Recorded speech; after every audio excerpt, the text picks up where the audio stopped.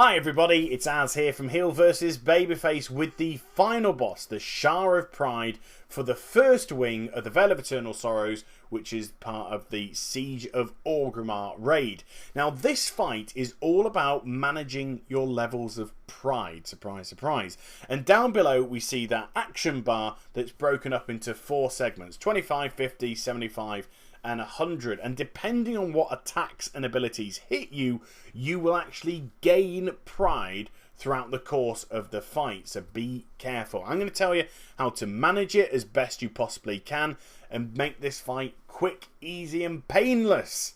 I was looking for aid like that's ever going to happen. Anyway, first things first, if you get the Gift of the Titans buff and it's very clearly shown above your head, like you can see now, stack with your fellow giftees, because the gift itself will grant you immunity to gaining pride, but if you stack within 8 yards of each other, all of you, then you'll gain an additional buff called Power of the Titans, which will increase your haste, your damage and your healing by 15% for the duration, which is very nice indeed.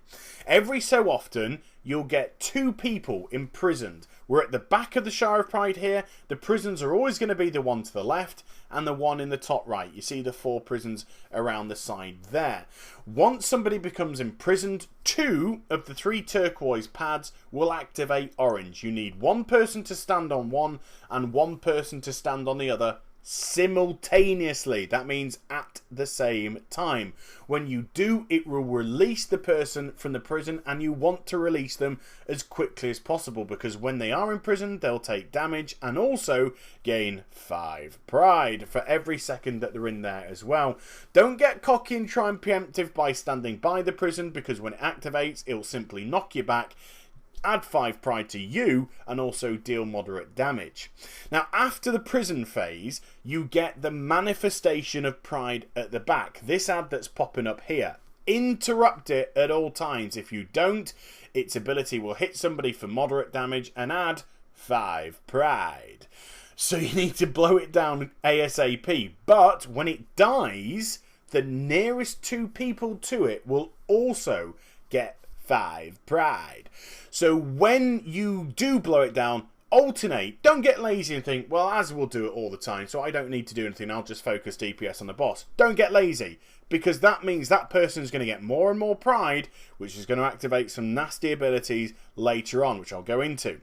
Also, periodically, you'll get these reflections that will appear at your feet, like now. It has some black crap on the ground before they come in. Move away. If you don't, the black crap will explode when they come into the fight, dealing a little bit of damage, but adding 5 pride to you as well, and you don't want that 5 pride. Healers, you need to be on the lookout for the Mark of Arrogance, which is a debuff which will periodically go onto 2 players and can stack. Not only does it tick damage every second, but it will remain for the whole of the fight unless it's single target dispelled. But if it's dispelled and you don't have the Gift of the Titans, which grants you immunity to gaining pride, you will gain 5 pride. So when the healers get the gift, they need to do as much dispelling as possible. Very, very important indeed. That's how you manage the bulk of the pride with this fight. Now then, what happens then when you start to gain pride? Well, when the Shah reaches 100 energy, it will do an attack called Swelling Pride, which will do AoE damage to the whole of the raid. It will also trigger a secondary effect depending on how much pride you have.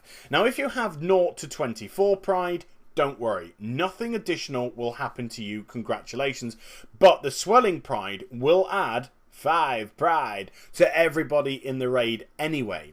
If you have 25 to 49 pride, then you'll get something which is called Bursting Pride, which will put a vortex at your feet. You need to move away from it. Everybody needs to move away from it because it will explode, deal damage, and guess what? It'll add 5 pride.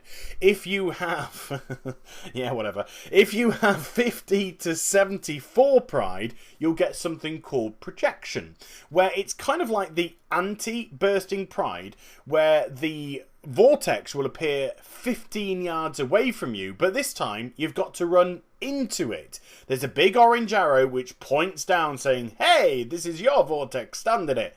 Run into it and deactivate it. If you don't, it will explode and deal big damage to the whole of the raid, and guess what? It will give it 5 pride. And if you have 75 to 99 pride, you'll get the aura of pride, where you're basically pulsating shadow damage. You need to stand away from the raid for the duration of it, which is about 25 seconds. If you become overcome and have 100 pride, it'll increase your damage and healing by 50%, which sounds cool, but the next time it does a swelling pride, you will be MC'd for the remainder of the fight and your health will be doubled. So those are the mechanics that you need to worry about for the fight. If you do that, if you manage your pride levels, then it should go hunky-dory. So I hope you enjoyed the vid. Please do like, comment and subscribe to my channel. Follow me on Twitter, Facebook and also twitch.tv/Heal versus Babyface for live streaming. And I'll be back with some more stuff very soon. So you take care, everybody. Bye-bye.